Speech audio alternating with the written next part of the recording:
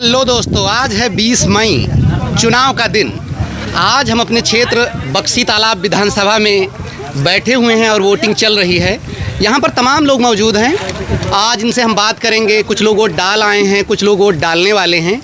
आज हम अपने क्षेत्र के विकास के बारे में बात करेंगे कि पिछली सरकार ने क्या किया, आने वाली सरकार है, हम किस तरफ झुकाव कर रहे हैं, और तमाम इसी तरह के मुद्दों पे बात करेंगे। आइए हम जानते हैं ग्रामीणों से कि उनका रुझान किस तरफ है और किन मुद्दों पे वोट करना चाह रहे हैं। हेलो दोस्तों, यहाँ पर तमाम लोग बैठे हैं। ये हमारे गांव के भावी प्रधान बैठे हुए हैं हमारे सामने, और यहाँ पर वरिष्ठ नागरिक भी बैठे हुए हैं जो हमारे सीनियर भी हैं, हमसे बड़े भी हैं, दादा लोग बैठे हुए हैं यहाँ पे। सभी से हम जानेंगे कि इस चुनाव का क्या परिणाम होने वाला है, किन मुद्दों पे चुनाव करेंगे, किन मुद्दों पे वोट करेंगे, सभी की जानकारी लेते हुए इनसे बात करेंगे। सर बताइए कि इस चुनाव में आप किस तरफ, मतलब क्या रुझान है या किन मुद्दों पे हम लोग वोट करेंगे? ये जो 2024 लोकसभा चुनाव चल रहा है, जी जी, ये चुनाव इस बार बढ़ती महंगाई, हाँ जी, बेरोजगारी, हाँ जी, युवाओं के भविष्य का लोकतंत्र बचाने का चुनाव चल रहा है। बिल्कुल। इस बार परिवर्तन की लहर चल रही है, इस बार सत्ता परिवर्तन होता है। तो सर एक बात हम ये जानना चाहेंगे कि ये जो चुनाव चल रहा है, हम पार्टी वाइज बात करें तो पिछली सरकारों में क्या कमियां थीं, या आने वाली जो सरकार है इसको हम किस नज़रिए से देखना चाहते हैं? पिछली सरकार जो मोदी जी ने बनाई थी, जो अपने वादे के थे, कोई वादा पूरा नहीं किया। किसान परेशान है, हाँ नौजवान परेशान है। अग्निवीर जैसी योजना लाए, 4 साल में युवाओं का भविष्य खराब कर रहे हैं। महंगाई चरम पे पहुंच गई है, इसलिए इस बार परिवर्तन है। जैसे कि राहुल गांधी जी ने कहा है कि हम 5 गारंटियाँ ला रहे हैं, उन 5 गारंटियों को आप कैसे देखते हैं? अगर विपक्ष की सरकार बनी तो राहुल गांधी और इंडिया गठबंधन जो है अपने पूरे वादे सारे पूरे करेंगे। जैसे कि भाजपा सरकार ने युवाओं के साथ अग्निवीर योजना को लेकर युवाओं में काफ़ी आक्रोश पैदा किया है। उस अग्निवीर योजना को इन्होंने, मतलब जो परमानेंट हुआ करते थे, उसको ये 4 सालों का कर दिए। उस नज़रिए को आप कैसे देखते हैं? ये चुनाव का सबसे बड़ा मुद्दा इस बार 2024 में इंडिया गठबंधन के मैनिफेस्टो में है। जैसे सरकार बनेगी गठबंधन की, तैसे ये जो 4 साल अग्निवीर योजना खत्म की जाएगी, उसको परमानेंट किया जाएगा। इस बार इंडिया अलायंस और एनडीए में जो आप अपने मोहनलालगंज सीट पे या अदर सीटों पे चुनाव देख रहे हैं, वो कैसा चुनाव होने वाला है? मोहनलालगंज तो 2 लाख से आगे चौधरी जीतने जा रहे हैं, इंडिया गठबंधन जी जी जीतेगा। और जो सत्ता पक्ष एनडीए इस बार 200 के अंदर समेट जाएगा। और जो ये तमाम तरह की स्कीमें बता रहे हैं, जैसे कि कुछ लोगों में ये विरोध भी है एनडीए को लेकर, कुछ लोगों में और तमाम चीज़ों को लेकर विरोध है। जैसे कि राहुल गांधी ने कहा है कि हमारी सरकार आते ही हम लक्ष्मी योजना को, जो है महालक्ष्मी योजना को लॉन्च करेंगे, और तमाम तरह की भागीदारी न्याय है। तो इन सब न्यायों को जो है इंडिया अलायंस है और एनडीए, इनको किस नज़रिए से देखता है? देखिए, जो नज़रिया मेन है पब्लिक का, जो ये महालक्ष्मी योजना है, ये गरीब महिलाओं के लिए बहुत अच्छी योजना है। अगर इंडिया गठबंधन की सरकार बनती है और ये योजना लागू होती है तो गांव गरीब, विधवे, तकबे, गरीब महिलाओं को इसका लाभ मिलेगा। ये बहुत अच्छी योजना है। जैसे कि इंडिया, मतलब भाजपा सरकार ने किसानों के हित में जो आंदोलन हुए या तमाम तरह के ऐसे आंदोलन हैं जिसमें किसानों की शहादत हुई, अभी गाँव के इन मुद्दों पे बात चल रही है कि जो किसानों की लाइट है वो 8 घंटे कर दी गई है। इससे में किसान काफ़ी नाराज़ है, तो इस पे क्या कहना चाहेंगे? किसान तो पूरे 10 साल से उसका कुछ भले नहीं हुआ। 8 घंटे में लाइट सिंचाई नहीं हो पाती है। जो 3 काले कानून लाए थे उस पर धरना दिया किसानों ने, 700 किसान हमारे शहीद हो गए। तो ये बदला, ये चुनाव है इस बार बदला लेने का। किसान अपना बदला लेंगे। किसान इस बार भाजपा को हत्या हटाएंगे, अपने रोजगार को, अपनी किसानी को जीवित रखेंगे। जैसे कि राहुल गांधी कहते हैं इस बार संविधान बचाने का जो है चुनाव है, संविधान को बचाना है, तो क्या वास्तव में संविधान खतरे में है? ये जो 400 पार का नारा भाजपा दे रही है, उसका मतलब ये, अगर 400 पार आएंगे वो संविधान बदल देंगे, लोकतंत्र हटा के वो राजतंत्र आना चाहते हैं। इसलिए वो राहुल गांधी इंडिया में लगातार संविधान बचाने की बात कर रहा है, और पब्लिक भी इस बार उनके साथ है। वो इस बार इंडिया में सरकार बना के संविधान और लोकतंत्र को सुरक्षित रखेगा। चलिए, बहुत बहुत धन्यवाद। आइए हम दूसरे लोगों से भी बात करते हैं, उनसे पूछते हैं कि इस बार का चुनाव आप किस नज़रिए से देखते हैं। ये हमारे बीच दादा आ चुके हैं, इनसे पूछते हैं कि इस बार का चुनाव कैसा चुनाव होने वाला है? इस बार का चुनाव बहुत रोचक होगा, और इस बार चुनाव में जो संविधान बदलने की बात कर रहे हैं उनको खुद जनता बदल देगी। जनता ने उनके वादों को देख लिया है कि सबके खाते में 15,000 रुपया आएगा, उसको भी देख लिया, जुमला ही रहा 15 लाख।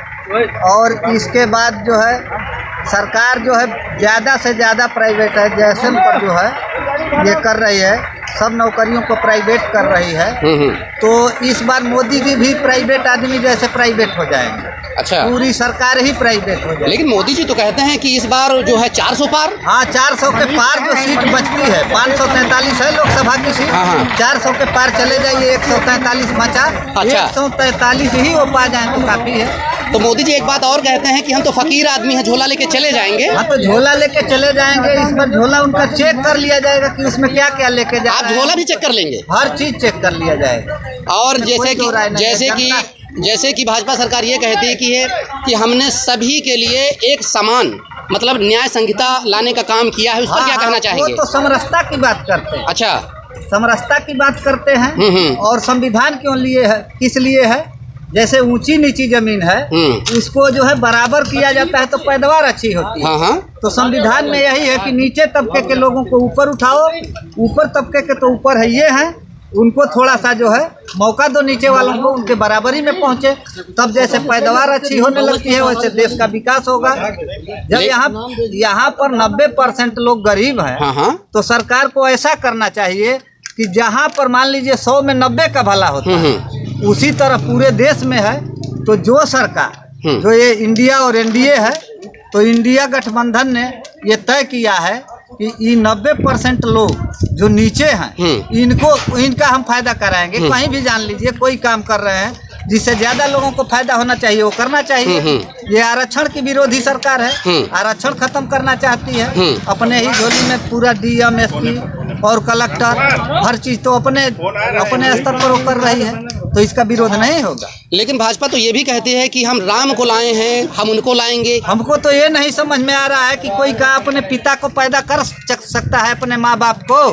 अच्छा, जो कहा जाता है कि भगवान राम जो हैं ये सबके पिता के समान है, सब कुछ बनाए हैं, उन्होंने ही बनाया है। तो हम कह रहे हैं कि आदमी ने बनाया है मोबाइल, हवाई जहाज और हेलीकॉप्टर, तरह तरह की चीजें बनाया है। अच्छा, कोई आदमी के द्वारा बनाई हुई चीज एक आदमी बना सकती है का? नहीं। एक आदमी का बच्चा पैदा कर सकता है? आप ही बताइए। तो नहीं पैदा कर सकता है। जैसे एक बच्चा अपने बाप को नहीं पैदा कर सकता है, वैसे ही जिसको सबको जब भगवान ने पैदा किया उसको ये कैसे पैदा कर दिए? राम के बाप बन गए मोदी जी। जनता पागल है का? जनता इसका सबका बदला लेगी। और ये कैसे ये बन गए? और बीजेपी ये भी कहती है कि 80 सीटें हैं लोकसभा की उत्तर प्रदेश में, 79 जीतने वाले हैं, इस पर क्या कहेंगे? हाँ, तो वो 79 खुद हार जाएंगे। एक सीट उनकी बचेगी, एक सीट बचेगी। वो भी क्या करते हैं, ये ईवीएम है और सीबीआई है, इनकम टैक्स क्या क्या चीज करके, ईडी वगैरह, ईडी उडी जितना है इसका सब प्रयोग करते हैं। जो भी खराब आदमी उनके नजर में जो उनका विरोध करता है वही खराब है। अगर वो उनका सपोर्ट कर देता है तो तुरंत जो वो तो फैक्ट्री है साफ करने वाली। अच्छा, आपसे हम एक बात और जानना चाहेंगे कि Mohanlalganj seat R K. Chaudhary versus Kaushal Kishore है। तो इन 5 विधानसभाओं में सबसे शक्तिशाली पार्टी बनकर कौन उभरने वाला है? सबसे शक्तिशाली पार्टी वही इंडिया गठबंधन बनेगी। चाहे जहाँ से हो वही जीतने जा रही है। ये गड़बड़ी करके जितना भी कर लें फिर भी इंडिया गठबंधन को कोई रोक नहीं सकता। जैसे कि एनडीए के लोग कहते हैं कि राहुल गांधी के बारे में आप शब्दों का प्रयोग करते हैं कि वो ये हैं, वो ये हैं, इस पर क्या कहना चाहेंगे? अब शब्दों का प्रयोग करते हैं तो उस शब्दों का जो है पूरा जनता जवाब देगी, उनको समझ में आ जाएगा। उन्होंने तो अपने बोली में इतना तक बोल देते हैं, बेटी पढ़ाओ के जगह पटाओ बोल देते हैं। उनकी जुबान इतना फिसलती है जबकि सबसे बड़े हैं। ये बात तो सही है। भगवान के बाप बनने को तैयार है, वो क्या नहीं हो सकते हैं? वो हम लोगों के जनता के नौकर हैं और यहाँ पर तमाम को फकीर बताते हैं। और भी यहाँ पर तमाम लोग मौजूद हैं, उनसे भी बात करेंगे कि इस बार मोहनलालगंज सीट अपनी बक्सी तालाब विधानसभा में जो इलेक्शन हो रहा है इसका रुझान किस तरफ जाएगा। आइए हमारे दोस्त बैठे हुए हैं, इनसे बात करते हैं कि बक्सी तालाब विधानसभा में किस प्रकार की वोटिंग हो रही है, किन मुद्दों पे वोटिंग हो रही है? बस यही, क्या महंगाई पे वोट करेंगे या बेरोजगारी पे वोट करेंगे? महंगाई और बेरोजगारी पर वोट हो रही है। सबसे ज़्यादा महंगाई और बेरोजगारी पे वोट हो रही है। आइए और भी तमाम दोस्त हैं, इनसे बात करेंगे कि किन मुद्दों पे वो वोट कर रहे हैं और किन मुद्दों पे वोट करना चाह रहे हैं। एक बार फिर से आ जाते हैं अपने इनके पास और इनसे बात करते हैं कि क्या रुझान रहेंगे इस बार के समीकरण, कुछ बदलेंगे या नए समीकरण बनेंगे, क्या रहेंगे इस बार? समीकरण बदल गए। उत्तर प्रदेश में इंडिया गठबंधन 80 की 80 सीट जीतने जा रही है। 80 में 80 सीटें इंडिया गठबंधन जीतने जा रही है, लेकिन दावा तो ये लोग करते हैं कि हम 80 में 80 सीटें जीतेंगे। वो उनके दावे झूठे थे, उनके चुनावी वादे थे, वो सब खोखले निकले। जैसे कि उन्होंने कहा था 15 लाख आ जाएंगे, ये भी झूठा निकला। उनका कोई किसानों की आय दोगुनी हो जाएगी, ये भी बात झूठी निकली। पक्के घर बन जाएंगे 2022 में, ये भी बात झूठी निकली। मोदी जी कहते हैं हर घर को छत देंगे, मोदी की गारंटी है। 2018 से पोर्टल नहीं खुला है। हाँ, नहीं खुला है, ये बात तो सही है। पूरे ब्लॉक में वो कहते हैं हर जो था भी वो गिरवा रहे हैं, वो घर सब देंगे, बुलडोज कर रहे हैं, गारंटी है। बुलडोज कर रहे हैं। 2018 पोर्टल नहीं खोले, कोई नई सूची नहीं बनी, तो इनके झूठे वादे इनके सब खत्म हो गए। जनता उसका जवाब दे देगी। तो देखा दोस्तों, आज हम लोगों ने बख्शी तालाब विधानसभा में वोटरों से बात की, उन्होंने अपने मुद्दे बताए, उन्होंने अपनी जो है जिन मुद्दों पे उन्होंने वोट की है या वोट करने वाले हैं उन मुद्दों को उन्होंने अपने सामने रखा और तमाम तरह की बातें की, हमने भी बातें की। और इन मुद्दों पे उन्होंने वोट की है कि महंगाई बहुत ज़्यादा है, बेरोज़गारी बहुत ज़्यादा है और तमाम तरह की ऐसी चीज़ें हैं जिनको कंट्रोल कर पाना बड़ा मुश्किल हो रहा है, परिवार चलाना बड़ा मुश्किल हो रहा है। इन्हीं मुद्दों पर बात करते हुए हम अपनी बात को ख़त्म करते हैं। मिलते हैं अगले ब्लॉग में। बहुत बहुत धन्यवाद।